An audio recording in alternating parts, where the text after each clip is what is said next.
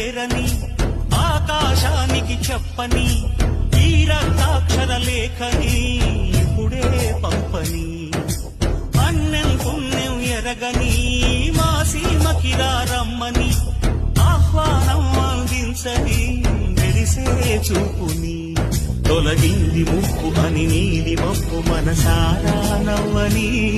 చిరుతల్లు ముంపు మన ముంగిలంత ముత్యాలే చల్లని ఆశాసుగంధమై నేల